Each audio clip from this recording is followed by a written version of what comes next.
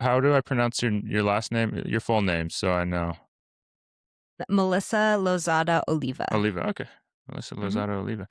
All right.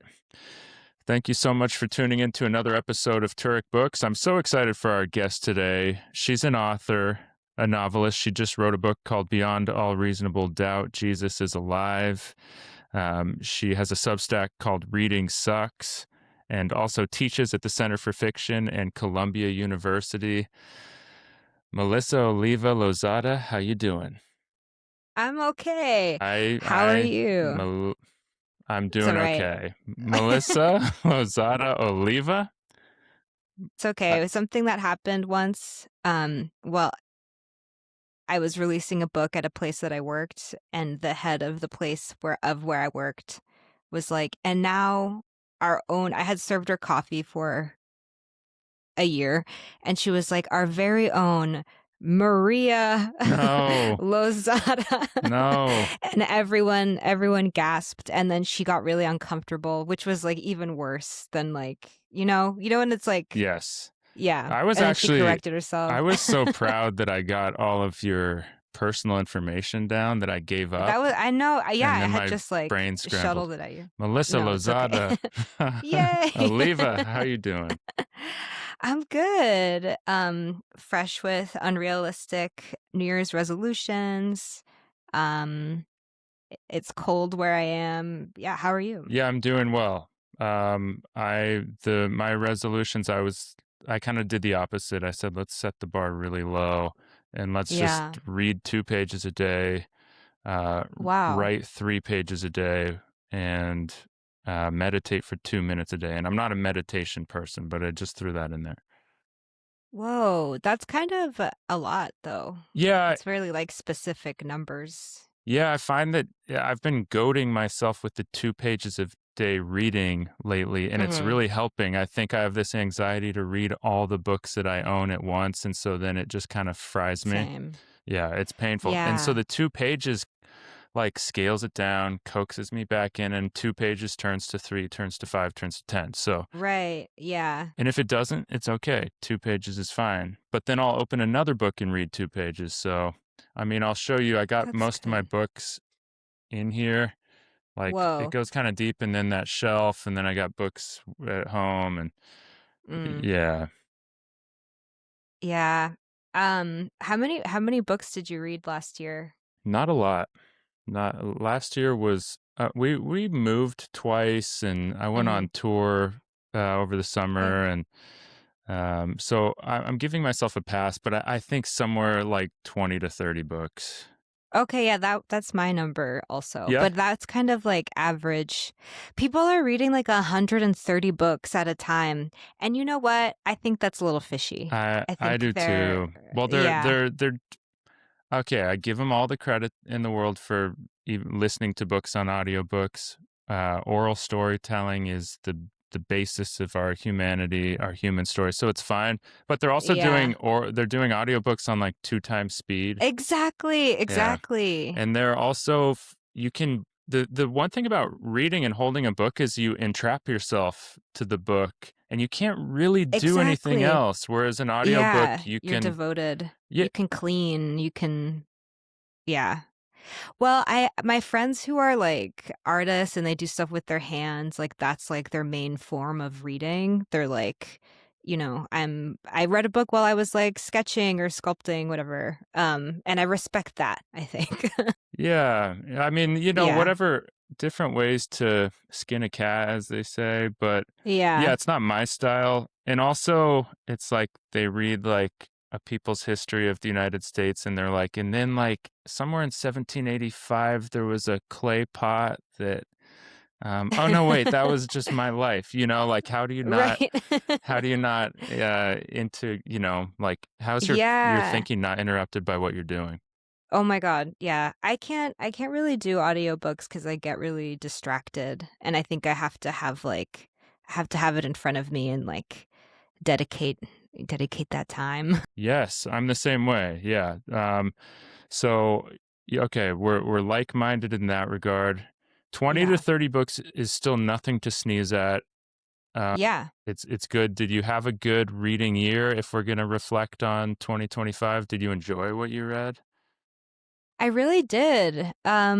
I think there were some books that I just had to like get through. Um, and that kind of just felt like what's the word? I don't know. A completionist, whatever journey. Um, but I really got into Tana French, and the previous year I had read only 20 books, and last year I read 24, and 4 of those books were Tana French. Okay. Yeah. I haven't read Have you Tana French. What are they about?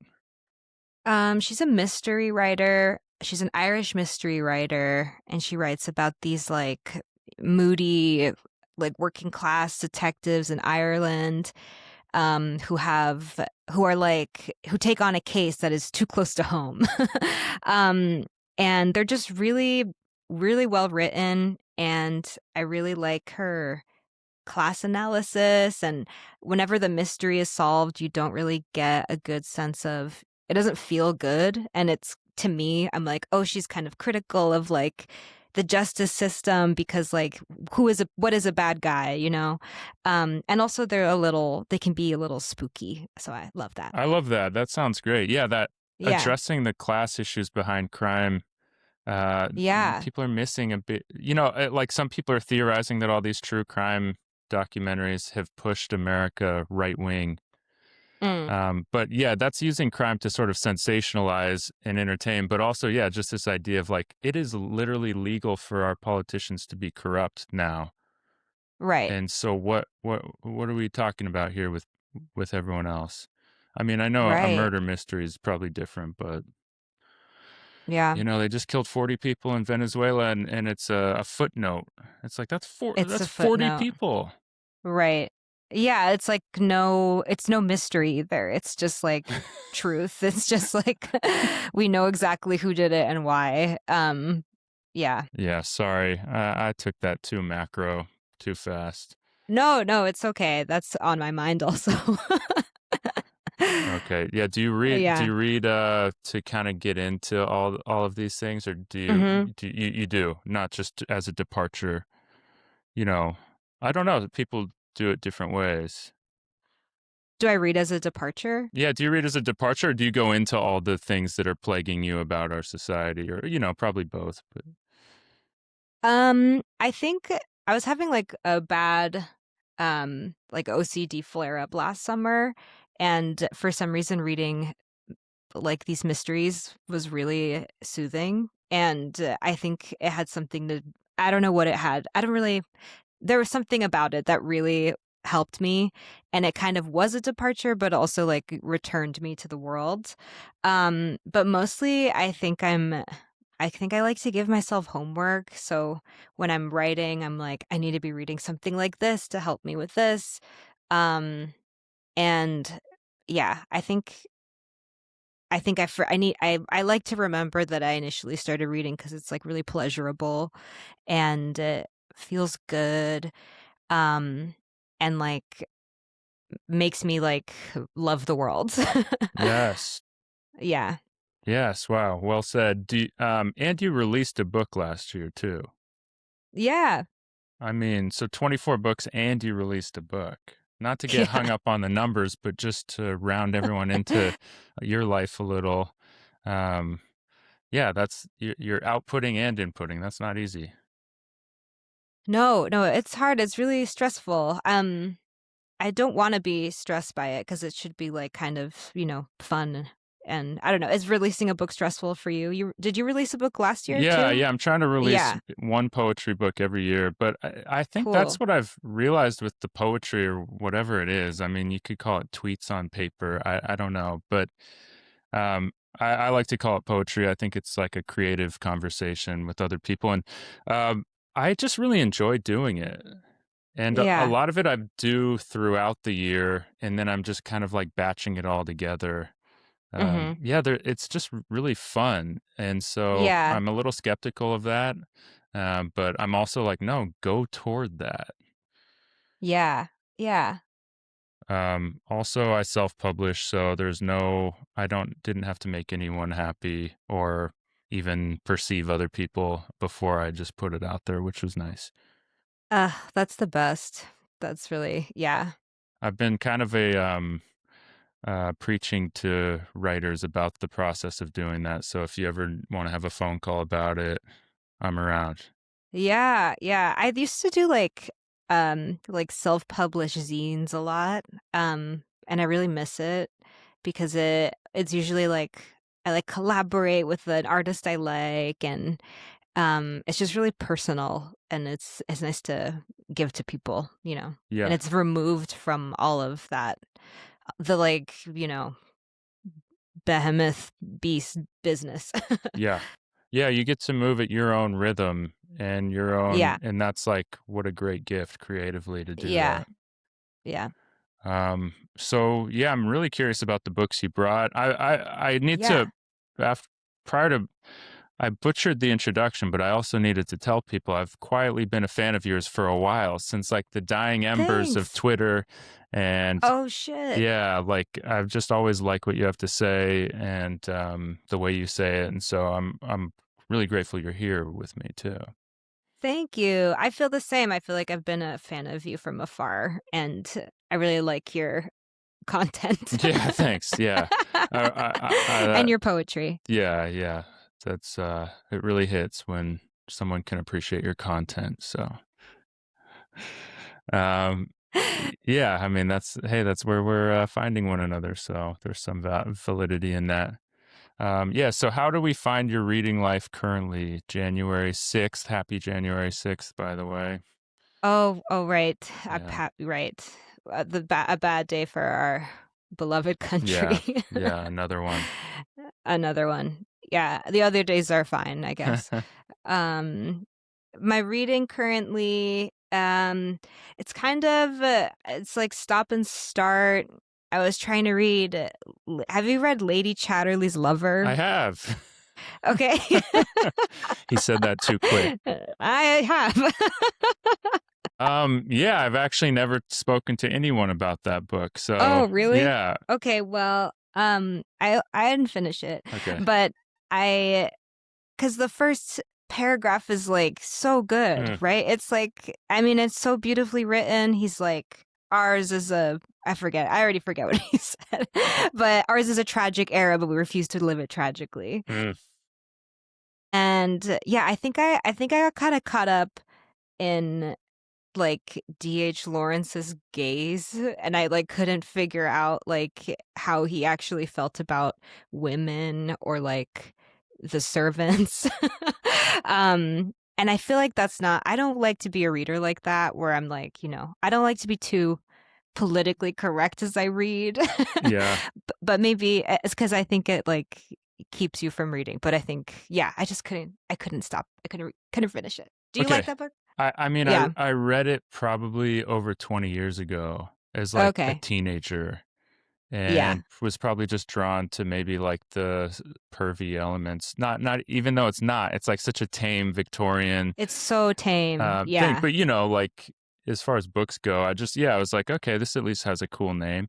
Um, Yeah. and then read it as an 18-year-old. I think I enjoyed it. I think I liked what it had to say just about like human passion and the lengths Yeah. we go to for that. But I do the same. I just read David Graeber's Debt, which um, Yeah. was like recommended on one of the first episodes of this by Akilah Hughes, and I've been like Mhm.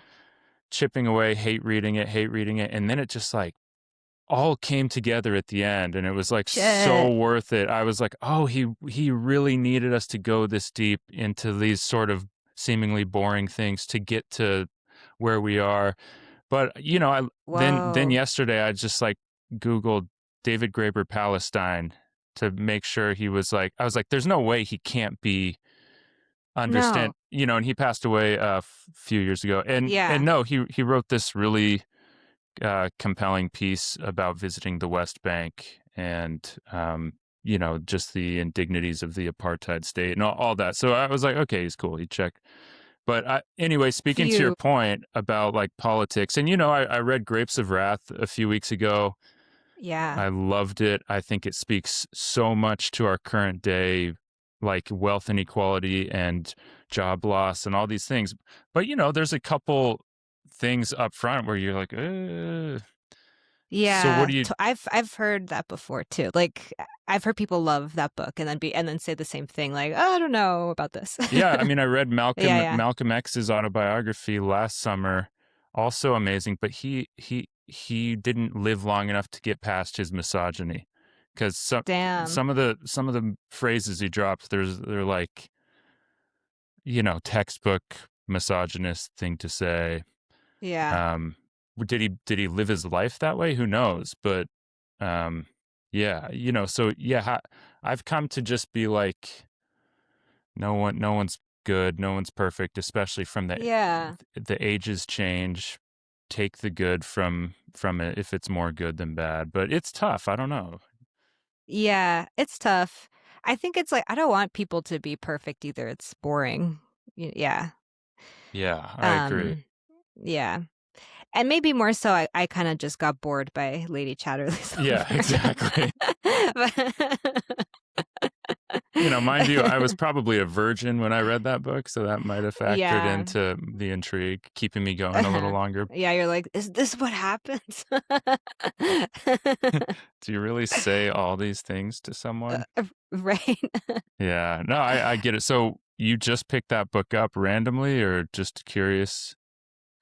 Yeah, I was like in the library and there was a section that was like pick up a classic and I was like I should read something that's like before 1990. Yeah. So I did. But I put it down and now I'm reading the new Marian Enriquez book. Somebody walks over your grave. Somebody's walking on your grave. Are you enjoying it? Yeah, it's pretty good. There's a lot of history in it. The first chapter is about like her having sex in a graveyard with like a random Italian man. But also like going into different like colonizers who and their like mausoleums and like burial grounds. It's really good. Cool. Yeah. Mhm. Yeah, sounds great. Sounds Yeah. yeah, so I'm curious about the books you brought. Do you have them physically Yeah. or were you I I have most of them physically. cool. Okay. Um Okay, should I start with them? Yeah, yeah, if you're willing. Okay. So, the first one is The Shadow of the Wind by Carlos Ruiz Zafon. Have you read No. this?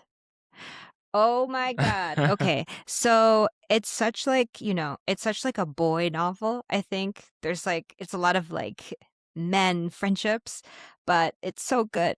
So it's about this boy in like like a decade after World War II in Spain, and his father tells him that he's part of this like secret society that takes care of lost books, and he has to choose a book and adopt it and take care of it forever.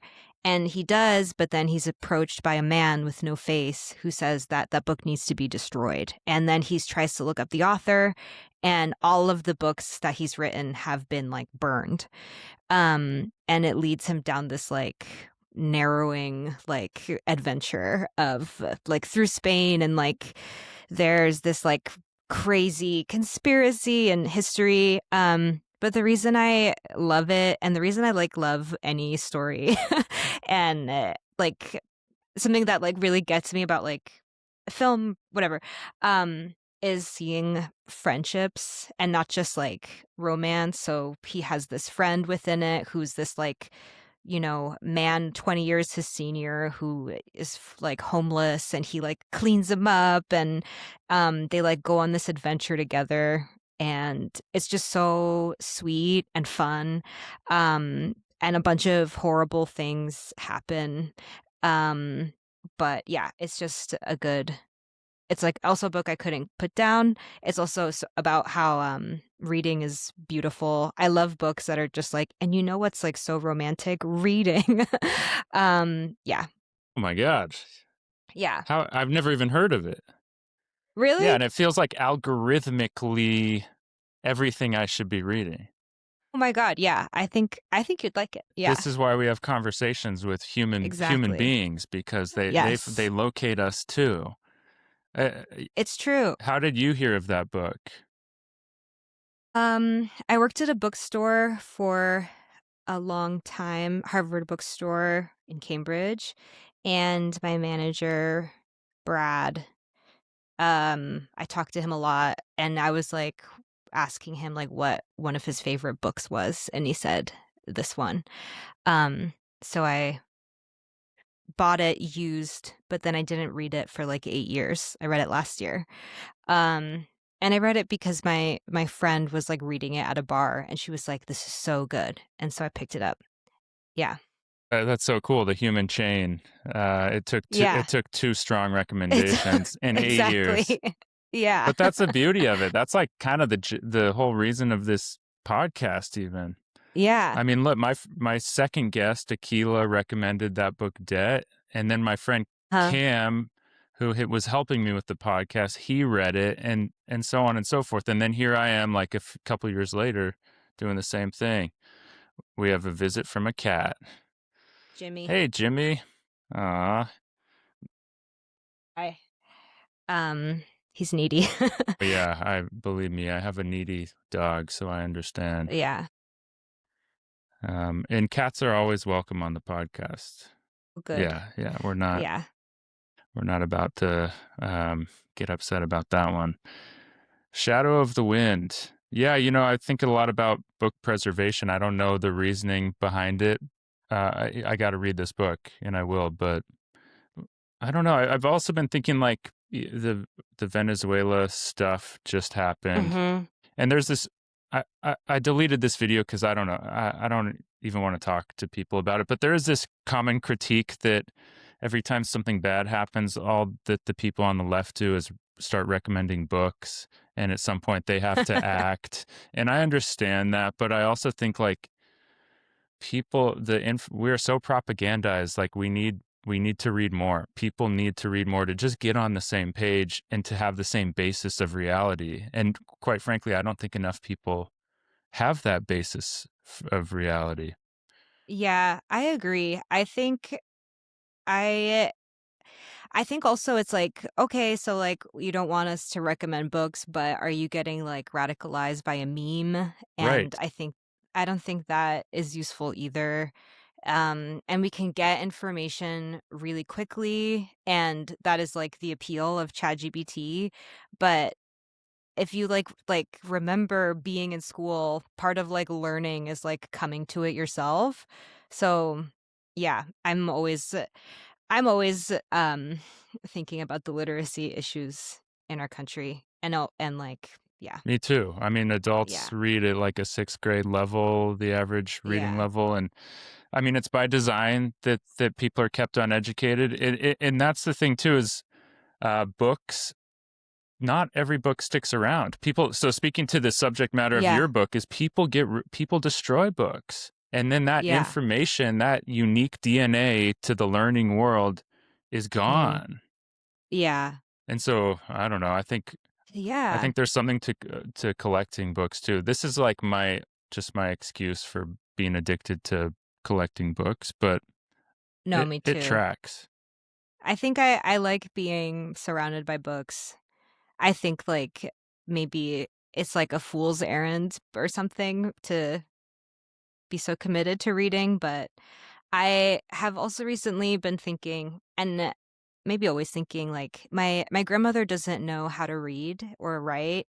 And that was like by design. That was like her village in Guatemala, like didn't allow women to read, and she couldn't, and it was so that like they didn't have access to like legal documents so that they could be like bossed around so that they didn't have power. And so I think I feel very like deeply lucky that I read as much as I do, and that I got to have like the education I got to have. And like I really don't take it for granted. Yeah. Yeah, wow. I mean, what a just in two generations, right? Like, to have the Yeah. knowledge of the world, to be able to interact with it. Yeah. do you ever talk to your grandmother about that? No, not really. There's kind of like a lot of shame. Um, so we just and it's like okay. She like will bring it up, but not it's not something that like concerns her a lot. It Right. might actually concern me more. Right. um, but yeah, like she watches a lot of novellas and we do that. Yeah. I mean Yeah, that, it's awesome. yeah, that's human learned behavior. Actually, there was just a soap opera on before I left our place today. Mhm. God, I love melodrama. It's just so Yeah. It's so good. it's so good. And I Yeah. had someone kind of go on a rant about melodrama to me, how it's actually like more of an accurate representation of our emotions. Our emotions do feel that big eh, Yeah. at times. And so I don't know, yeah, I think there's a lot of validity to that. Yeah, I agree. Yeah, well, I mean, thank you for that first book. I think I Yeah, have to read that. I think you do too. What is what is Um, what is Jimmy pawing at next? Jimmy is I don't know what he's trying to get. He's trying to eat some toxic plastic. um, okay, but my next book is The Dispossessed by Ursula K. Le Guin. You've read it? No, No? no. No? Okay. So it is do you know what it's about? Um, Do people tell you to read it all the time? yes. Yeah. And frustratingly, I keep looking for her books at used bookstores and I never find them. People Yeah. do not That's let kind of let go of her. yeah. I Yeah. just need to buy her books new or go to the library. But I don't know, I've Mm. had this weird thing with her about like I just want to kind of find, and a couple of the new copies I found they were not good. They were like kind of cheap reproductions that like Oh, they're like yeah, long they're and long and thin. thin. Yeah. Yeah, Yeah. and I just wasn't down with that. I Yes, don't know why they do that. why Yeah. do they? Yeah, I don't know. Paper, a cost saving thing or what? It didn't. Yeah. Okay, I think it's because it's like genre. They do that with like genre books. okay. Um, What about the yeah. possessed? Do you like so much? Um, Or so I love The Dispossessed. I feel like every person who is like thinking about their political life should read this book. Um, I think so it's about this like anarchist planet and one day this like scientist who the scientist like goes to a world that like looks a lot like ours and it is like um corrupt by capitalism.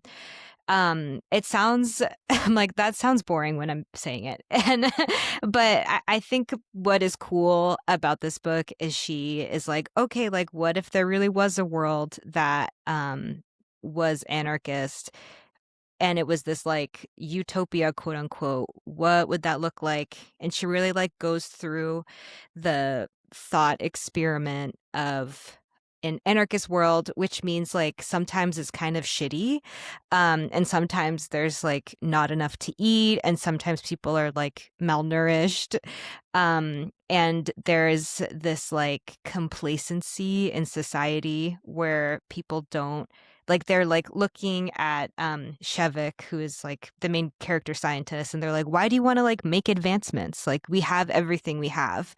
Like the greatest gift we have is each other. And they keep like repeating that. And he's just like really tired of it. So he goes to this other world, but then but then is like disgusted by it. Um there isn't like much of a plot. It's kind of just like being in these two worlds, but it just really made me think about um like world building and how she is like okay I'm gonna like any how like political movements take like a really slow time and even when something is like ideal it's still like not gonna be perfect. um anyway, I love this book. um Yeah. Yeah, and like did the sitting with like the potential imperfections of that world change your thinking about the world building that you think about? Yeah, it made me be like, okay, like if I'm writing some kind of speculative thing, there's kind of this like domino effect of like, bam, bam, bam, like how does transportation work? Or do people travel as much? La la la. If there's, if there's yeah, it just puts like a lot more constraints in place, which I think is helpful for world building. Um yeah, I think I the thing is like my big critique of Ursula K. Le Guin and many people's is that she kind of hates bimbos and She like hates what? sh Sorry, it cut out. she hates She hates bimbos. bimbos. She hates bimbos. Um, and there's a character that Shevik is introduced to who, like, she's like this, like, fabulous, like, woman just like dripping in jewelry and like has no hair on her body. And she's kind of like depicted as like hyper feminine, but it's like bad because like all of these things that have to do with femininity, like you need things to upkeep it. And I'm like, okay, so I don't know, what is that? I'm like, so why is that bad? um, that's something I was thinking about Yeah. while reading it. Yeah, Yeah. that's interesting. Cause yeah, Hmm. bimbos are they always have that like cutting intelligence. Not always, but Yeah. oftentimes in real life, you know? Right. Yeah. I mean, yeah, I don't know if that word's derogatory, but I think in this conversation I don't feel that. I think it's like an archetype. Right. Um, but yeah, huh. So she doesn't like bimbos. Yeah, I'm reading The Dawn of Everything, 2 pages a day. It's a very dense book. Hmm. Actually, my laptop is on top of it right now. It's another David Graeber book. He wrote it with this guy, David Yeah. Wengrow. Have you read it? No. Okay. But anyway, speaking to world building, they're anthropologists. They're going through previous societies and the Hmm. artifacts of them, and they talk about how fluid the societies worked. Like there would be a few months where they would adhere to these rigid hierarchies because it was Hmm. hunting season, and they Mm. would change who the leader was every year, but it was like punitive, it was business, whatever. And then the Yeah. other 9 months of the year, they lived pretty much like anarchists.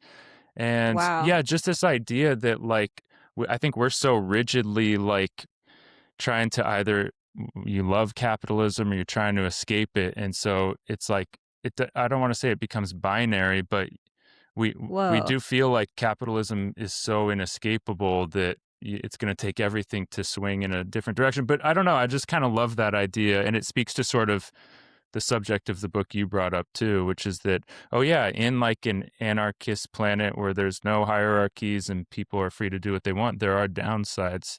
What we would Yeah. perceive as downsides if we have feelings of ambition or feelings of Right. whatever. Yeah. Like, what does like discomfort look like? Yeah, that's interesting. It's kind of like I don't know. It's like inevitably you have to um inflict harm to survive once a year. Mm. It seems like in these ancient worlds. Mm. Yeah, inflict harm. Yeah. Yeah, yeah, or recognize sacrifice and the different versions of that, which, yeah, I mean, yeah, involve suffering and or voluntary, yeah, inflicting suffering. Yeah, like you're saying. Yeah, yeah, Yeah. it's interesting because I similarly think about these things all the time, and like my mind, sometimes I forget other people aren't defaulting to like, oh no, it would just be better if we were like agrarian hunter gatherers. Like I don't know. It's like yeah, I might sort of romanticize that more than it actually was. Yeah. Yeah, there's like no way to really know, I guess. I don't want to be a hunter gatherer. I'm not at this point. Yeah. Exactly. So there's the thing. Yeah. It's like the cat's out of the bag, and Hmm. we know too much. And Right. yeah, yeah, I'm not sure. not only do I not want to be a hunter-gatherer, I don't think I'm capable of it at this point. Mm-hmm. Yeah. But that being said, I'm gonna yearn for it.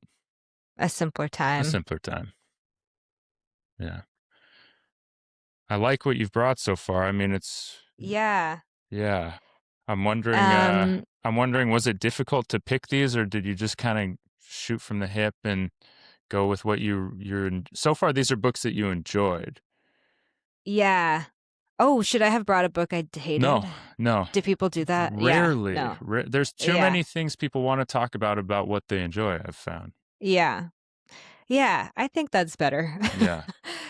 No, I have like a bookshelf in our apartment, and it's like uh a shelf is like influences, and then the other shelf is like friends. Um and my boyfriend really loves Gabriel Garcia Marquez and Bolaño. So there's like three shelves of that above it. And so Nice. I went to that shelf. Nice. Yeah. Yeah, my brother's favorite book is 100 Years of Solitude, and so every time I Hmm. see like a different copy of it, I'll buy it for him just so he can have like a Well, that's so cute. yeah. I should do that. Yeah, it's fun. There's some really cool ones over Yeah. the decades since it was released. Yeah. Yeah. I I know we used to be a country that made good man, covers. covers. I mean, I've gotten hooked on like those little paperbacks for their covers. Like I got this like sexual astrology, and it's like Whoa. yeah, like I'll probably never read it. I got this Adventures of Tom Sawyer. You Oh, know, it's just that's so futuristic. yeah, yeah, right. I mean, I have a ton of these things because yeah, I just the cover art is so beautiful. Yeah. Um, man, I think people used to just draw. I think that was the thing. Yeah. Old street signs are the same way. You're like, why do I get filled with such a different feeling looking at an old street sign, or an old Right. like business sign? Because it came from a Because person. it came from a person. Yeah. Yeah. Okay. So you have a cool.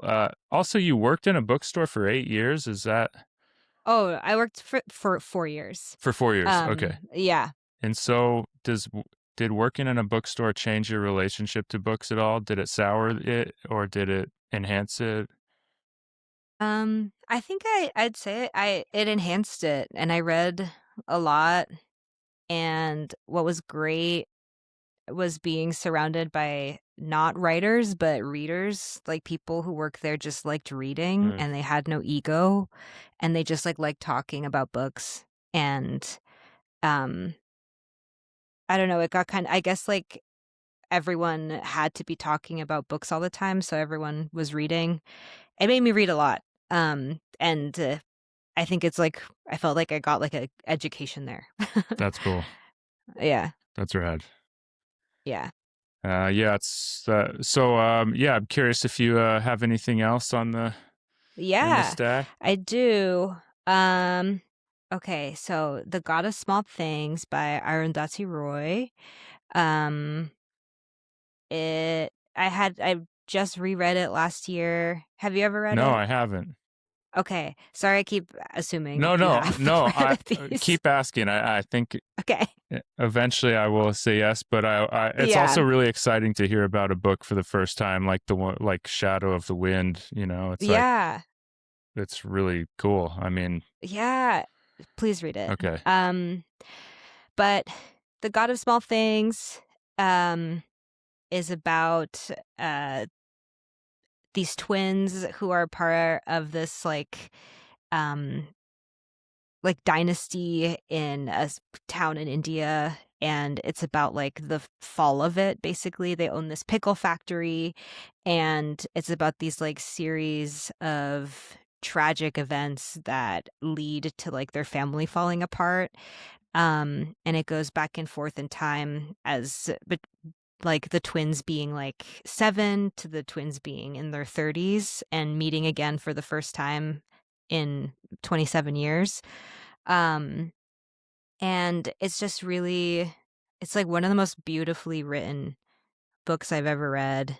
And I taught it in a class about childhood, because I think she really like psychologically understands what it's like to be a child and being a kid, starting to understand the rules of the world and rules of the world that are cruel and don't make sense, and all these things that like lead you to understanding those rules that Mm, are often tragic. mm, Um, and it's about family and it's about love, and taboo and the caste system.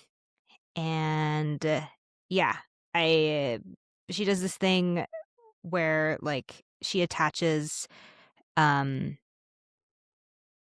like a little like detail to every character.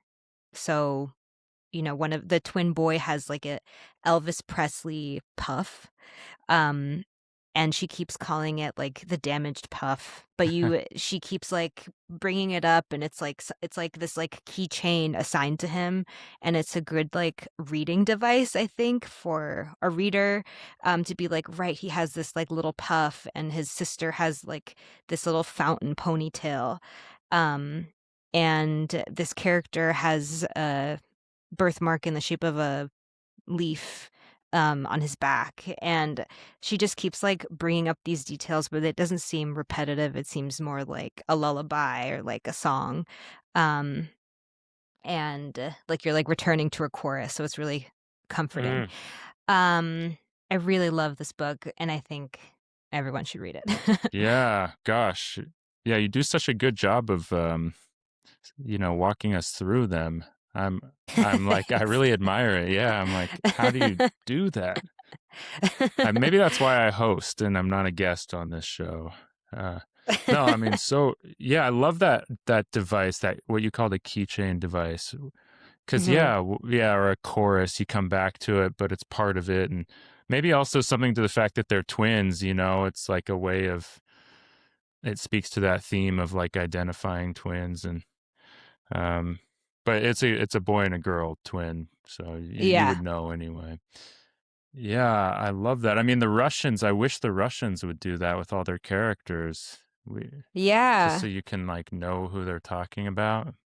I know. Yeah, I feel like there's this like tie between like Russians and like global South literature Mm, of like a lot of family members. Yeah. yeah, maybe Mm. that's what's going on. Yeah. The guy, it sounds familiar, the Pickle Factory too. Was there another Yeah. Indian book with a pickle factory? It can't be I don't possible. know. Am I thinking of the White Tiger or Midnight's Children or I don't know. anyway, it doesn't matter. Did you ever kind of an embarrassing read of mine in my early 20s was that book Shantaram? Did you ever encounter any Shantaram No. bros? No. Wait, what's that about? I have It's never about read this that. Australian convict who escapes to India, and he is both an arms dealer and like um, starts his own medical clinic in one of the slums. And it's just very like romanticizing, Western guy in India kind of thing. Eh, Oh, is it written by an Indian person? No, it's written by a guy who evidently the story's kind of based off of. Oh, yeah. Of Yeah, and I course. think like Johnny Depp was attached to it to for a long time to make the movie. So it's yeah, just one of those Damn. embarrassing Yeah. books. Was it like Eat, Pray, Love, but a man? Yeah. Yeah, that's exactly what it was. Eat, Pray, Love, but for like a 22-year-old, even though the main character was like 40. Um, kind of like a Hemingway book, I guess. Yeah. Similarly. So you teach this book. Uh, is it for the reasons you kind of brought up, or I mean, you talking about children having to reconcile themselves to the world of things? Yeah, Mhm. what a I mean, that's kind of like someone once told me our personality is just how we cope. And Whoa. yeah, and when Damn. I think of That I hurts. know. And when I think of coping, I think it is like first being introduced to this world where things don't add up and we have to compromise a lot of ourselves and our connections to other people for this Mm. like marketplace and these mores that surround the market. I don't know. Yeah. Oh, that's so hard. Yeah, like I know. I think all of the funny people I know have like a pretty big degree of trauma. Yeah. And I think yeah, that's wow. Yeah, I think so the class was called like Visions and Voices of Childhood and I was like assigned it. It was not like my idea, but we basically read a bunch of books about kids and unfortunately like the awful things that happen to them, but also how like childhood doesn't like you don't know what your childhood is until it's Mm. over, like until you're like reflecting on it, until something has happened to make you grow up. And it's like the big tragedy of every person. um yeah. I've started teaching, not teaching, leading Zoom poetry workshops. Yeah, I saw that. And I've never taught or led or whatever. And I've done 2 so far. I got my 3rd coming up. I love it. Hmm. Like, it's like a high. It's so nourishing, especially with people Yeah. are really buying in. But one person brought up a quote I wish I could remember, but it said something to the effect of like, we're basically spending our entire lives recovering from our first humiliation. Oh no. Yeah, yeah, and I don't know, that kind of fits in with the whole subject matter. That stuck with me. Um, Yeah. and yeah, how memory is often initiated by trauma. And but yeah, that's wow, what an idea that you don't know what kind of child you have till it's over, and Yeah. you're reflecting on it, and you're wondering why you are where you are. Yeah, you're and then all of a sudden you're just like over the line. Uh huh. Yeah. Yeah. Wow, what subject matter to just fall into leading a class through. Yeah. But what a perfect Yeah. thing to fall to a writer, honestly. Yeah, I mean, I love teaching. Um it is really nourishing. It's like a great way to I don't know. I think you like read more and you think more about what you're doing and if you can like explain what's going on, then you can incorporate it into what you're doing, I think. Yeah. Yeah, Yeah. having to kind of face why you do what you do and how you do what you do and the whole canon of all that Mhm. or to even approach that and explain to people, it's just yeah, it's I Yeah. thought teachers just did it for the big bucks, but it turns out Yeah. it's good for your soul too. Yeah. Yeah. Well, from one teacher to another. There we Cheers. go. No, Cheers. I'm an amateur. But okay, well that's great. Yeah, I'm trying to detect a theme so far and it feels like these are just books that you enjoy. Yeah, just they're books that I enjoy. I was like, should I do I usually go for like the freaky ones, freaky short stories, but I feel like I talk about those all the time, so I wanted to talk about these. Cool. Yeah. No, I mean Yeah. that's the name of the Yeah. game is what do you actually feel like talking about today? Yeah. Yeah. Well, I'm loving them. Anything else you what about the book you released last year? Is there anything we could Yeah. glean from that? You said you have companion books while you're writing. Maybe I'm curious the books you had alongside, or maybe you don't want to tell us that, and that's cool too. Um I think I have I brought my book too. Okay. This is my book, Beyond All Reasonable Doubt, Jesus is Alive. Yes. Yay. Um, and it's about women looking for salvation in places that they shouldn't, and faith and delusion and inner demons, basically. There's a lot of like uncanny situations, strange men, a lot of stuff to do with childhood, actually, because it's a really uncanny space. Uh, and people keep information from you, so you kind of have to like you figure out the way things work by yourself, and a lot of times it's wrong and something's like a bit off about reality. Mm. So I was working from that space a lot. And books that I was reading or like inspiration for it, I really love the short story Where Are You Going? Where Have You Been by Joyce Carol Oates, um, which is about a uh, young girl in the 60s who is like home alone. And well, before she's like out to the movies and she sees this like really hot like teen boy and he like winks at her and she's like, ah. And then um she's home alone and then someone rings the doorbell and it's him. But the more she looks at him, the more she realizes he's not a teenager. He's like older. And then he just like starts looking like not a person, and he knows everything about her. He knows everything about her family. And it's this really amazing coming of age story that really is chilling. Mm. So that was inspiring, and a lot of Shirley Jackson stories. I love The Tooth, and I love her book, The Haunting of Hill House. I read a lot of Kelly Link. I feel like I'm always talking about Kelly Link. um, yeah. Cool. Yeah, I Mm-hmm. mean, you painted such a fascinating picture. Yeah. How's your relationship to your book in this given moment? Now that it's been out for a while, you've had to deal with, or also, be inspired by readers. I mean, I'm curious. Yeah. I think I feel at peace with it. I was really freaking out about it before it came out.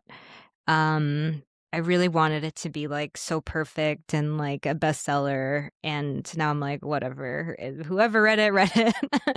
And I feel proud of it.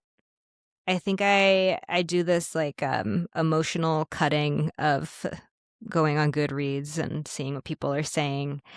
And someone was like, "This seems like a teenager wrote it." And I was like, "Okay." And someone was like, "I read it in one night. I hated it."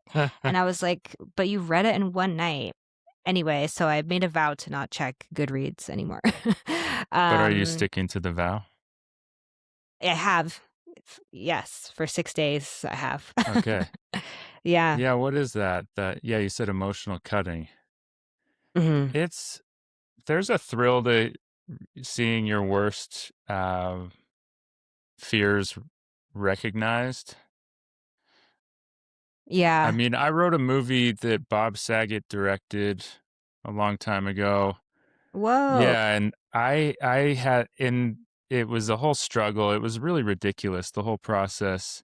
But it came out and it became the first Redbox exclusive that you could buy at a Redbox outside of 7-Eleven. Whoa. I remember Yeah, those. exactly. And actually people still use them, which is a whole world. Whoa. Yeah, and the next day I did the same. I checked whatever you check to get the reviews, and I mean people just hated it. They loathed it. One person said Damn. they paid a quarter for it and they wanted their quarter back. It was like um and that was something that was independent of me. I didn't direct the movie, whatever, but yeah, what if, like, okay, it stings, but then it's funny, and then what a freeing experience, because you come to understand the bedrock of why you do what you do and who you do it for. And it's not everyone Right. sometimes. Right. Yeah, it is. It's thrilling. It's like masochistic. Yeah. And sometimes someone will say something really nice. Yeah. But I And don't remember who anything, needs but that? yeah. Next. No, Yeah. no, no. The nice thing is like almost just too kind. It's hard to feel that Yeah. understood. Yeah, Sometimes it's like people just liar.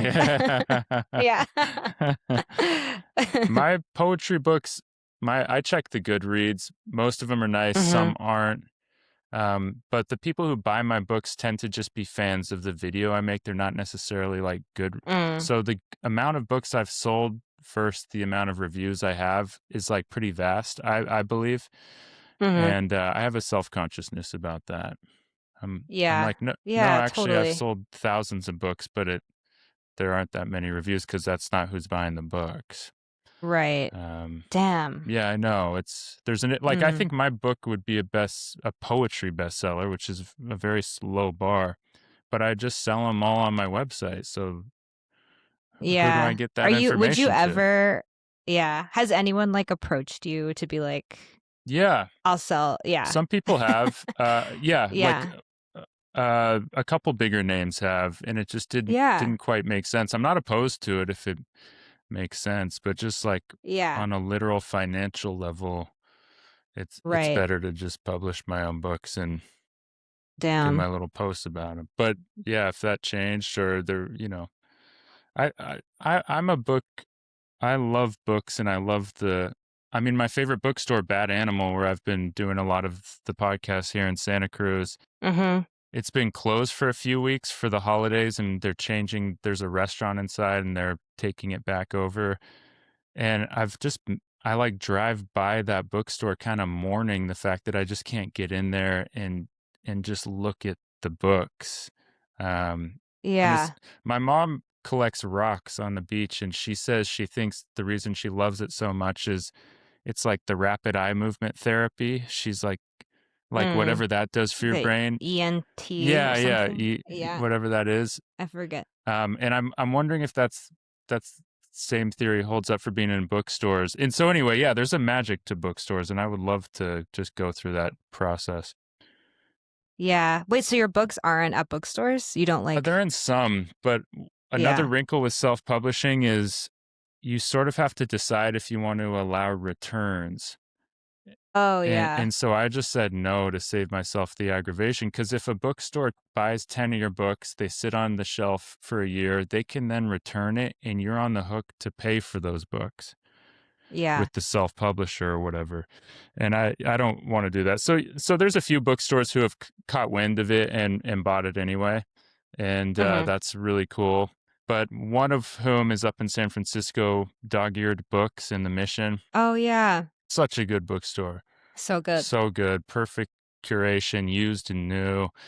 Um, they bought a copy of my book, and every time I'm up there, I go in just to make sure it's still there, and it is because it's this thin in Yeah. with thousands of thin books. I So know. how would anyone ever find it? Right. It's mystifying. So, Yeah. it, Yeah. yeah, I don't know. Like even just hearing you talk about your book now, like you did, I'm like thinking I got to go get your book. It's like because it's the human first, especially in this Yeah. day and age, in my opinion. It's true. I know. You really have to like be your own salesperson, which I really hate actually. um, but maybe it is what it is. It's psychopathic to enjoy it, I think. Yeah. Yeah. Yeah, I want to make a video about this subject because I'm starting to realize a lot of what I do embedded with it now is me having to like, oh yeah, and if you want to buy my book Mhm. and Yeah. I'm always saying buy my book.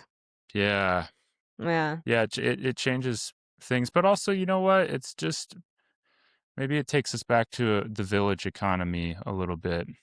And Yeah. we're at our little Yeah. booth and Mhm. we're peddling our wares, and that's just what people have done. Oh, yeah. I'm totally peddling my wares. My god. Do you work it into conversations with people or Uh, I feel kind of like I'm actually a little bad about it in person. Like someone, I'm like maybe too, I'm like quiet, but then I wait for someone else to bring it up. nice? Yeah, and then maybe that looks better. I think it's really, if it's like embarrassing, it feels, I really never want to be like a used car salesman, but maybe there's some beauty in that too. Yeah, yeah, Yeah. exactly. I think there is some beauty in that, but yeah, it doesn't feel accurate. It doesn't. And you live in New York, right? Yeah. Yeah, okay. So you also have to be cool too. So there's that whole thing. Yeah. No, I'm kidding. I don't know.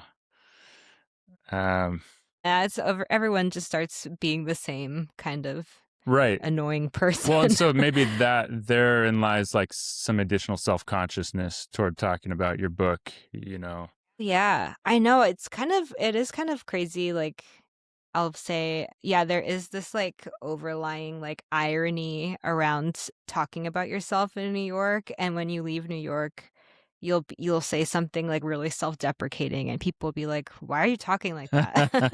Yeah, or you'll Yeah, mention that you wrote a book and they'll be excited. they'll be so happy for you. Yeah, Yeah.